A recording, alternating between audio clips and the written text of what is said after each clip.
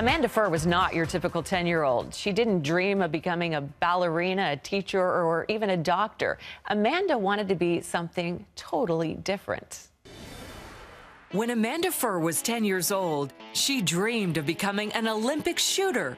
Soon she started training. By 16, she was competing with the USA National Olympic Shooting Team. When she was 21, Amanda finally lived out her dream when she shot with the U.S. team in the 2012 Olympic Games. Today, Amanda has a new focus for her shooting skills: raising money for veterans and their families.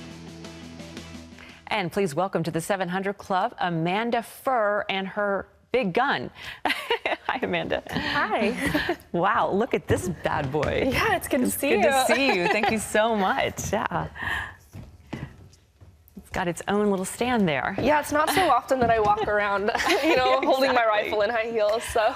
Well, Amanda, most little girls don't dream about, becoming a competitive shooter, but you did. Why? Yeah, actually, it's all because of my dad, basically. He got my sister started competing when she was about 12 years old, and I was just 10, and I wanted to do everything that she did. Of course. Yeah, I was that annoying little sister. So I was too young to join the junior rifle team that she was part of. Right. So I just begged my dad to teach me in the garage, and he got me started shooting there, and I started competing when I was 11. And you guys grew up in Seattle? Spokane, Washington. Yeah. Right. Now, were you good at it when you first began? Were you a natural? Actually, no. I was pretty bad when I first started. When I told you my dad taught me in the garage, we had a shop that was set up just about 10 meters away, which is a distance for air rifle competing. So he had me shooting in one garage to this big refrigerator box that was set up on the other garage.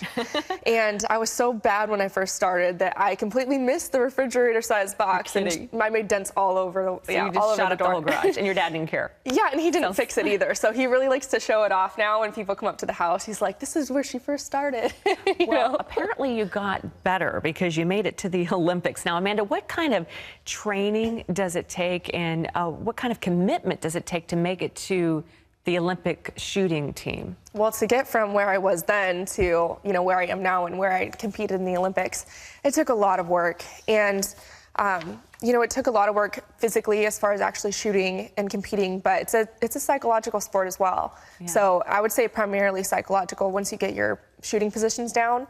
So it really took a lot of work in and out of the range and spiritually to get where I was ready to compete in the Olympics. Well, your dream finally came true 4 years ago when you were 21. You actually went to the 2012 Olympics and competed. What was that like? See, that's a difficult question because there was so much that happened around that time. It was a bit overwhelming.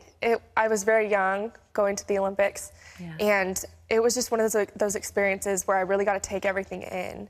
And I'd been to London 3 times before that. So are you talking about when you were 16 or when you were 21? When I was 21. When you're 21, yeah. Yeah, I had been to London 3 times before that for various competitions.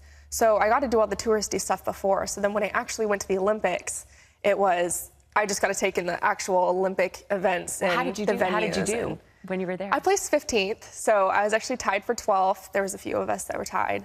But our sport is it's a game of millimeters and decimal points. And, so you could have 10 people with the same score basically, and it gets separated by X count and all kinds of stuff. So I actually shot really well. It just wasn't enough to medal. Sounds pretty good to me.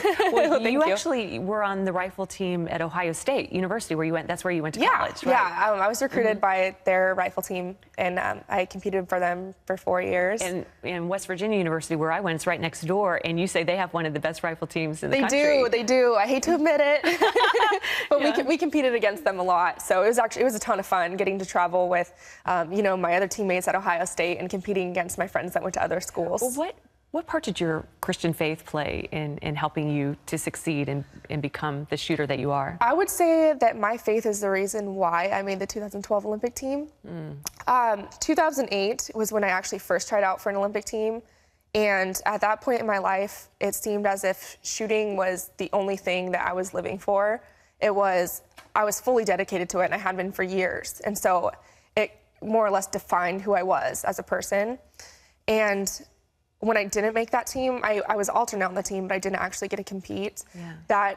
That left me with a feeling of failure and that I wasn't good enough and kind of put me in a depressed position. But between then and the 2012 Olympics, a lot changed in my life, and my faith really grew. I need to ask you this real quick before we go to this video that we're going to show of you teaching me to shoot, but you've actually retired in the last couple of months at the ripe old age of 25, but you're using your gifts and talents now to help veterans and their families. How are you doing that? Because of the platform I've built from being an Olympian, I've become an ambassador for 3 different veteran organizations. So I like to go to those places and meet the veterans and help out with the organizations and take part in the charity events and all that. So I really enjoy it. Well, that's amazing. Well, yesterday, Amanda and I hit the shooting range where she showed me how to fire. Take a look. Okay, I'm here with Amanda and a very big gun. So what is this? This is an Anschutz 22 precision rifle. This is what you shoot target shooting, ROTC programs, collegiate level shooting, and Olympic style shooting. This is what you shot at the Olympics. It is, yeah, and it's actually the first rifle that my dad ever got for me. Well, I'm ready. Let's do it. So the way that you want to approach this, just remember the safety things. You don't put your finger on the trigger until you're ready to shoot. Okay. Just always assume that it's loaded. But what we'll do first is we'll get the back piece of the rifle snug into your shoulder. Okay. And then your cheek rests on the cheek piece and your finger above the trigger where it's at. Is my cheek where it should be? Yeah, as long as you can see the rear sight aligned with the front sight, aligned with the target. They should be concentric circles all the way down. Okay. Okay, I got it lined up. I'm gonna go ahead and close the bolt so you can see what the trigger feels like without any ammunition. Okay, when you have the sights aligned, go ahead and give it a try. So it's a really light trigger, and there's a stopping point, and then once you take the shot, you feel a little bit of a crack. And when there's actually a bullet in there, you'll feel a little bit of kickback, but it's pretty much nothing at all. Okay, so this time, real bullets. Yep, real bullets. So you just put it in the nose forward, Okay. push it all the way, you close the bolt, now you're ready to shoot. So just remember, put your shoulder in the back of the gun, Okay. So your hand up there, and good steady cheek pressure, and then just slowly pull the trigger back once your sights are aligned on the target. okay, I got Just steady the squeeze. circle on the circle. All right, here we go. All right. Great. Awesome follow through too. That when you sit on the target afterwards, that's perfect. That's Oh, that's really? what we Okay. do. You have to hold it a little good. bit. So good So job. you're saying basically I'm a protege. Oh yeah. Okay. Okay, the moment of truth, Amanda. How did I do? Well, looking at your target, it looks like you did pretty good. My competitive style shooting, you wouldn't have dropped any points so far. So this is very good. So basically, you're saying I'm a natural. Yes, you are actually. I know you've been very good. Well, you're great teachers. Thanks so you. much. High five. Thanks. You are a great teacher. That was thank you. so much fun, and I love that the trigger was easy to pull. Like a lot of guns, it's really it's hard. It's competition style, so it's really Well, we're so excited about what God has next for you, and we'll have to have you back on to talk about that because thank there's you. a lot more to come for Amanda Furr. And if you'd like to know more about Amanda's ongoing work with veterans and their families, just log on to cbn.com.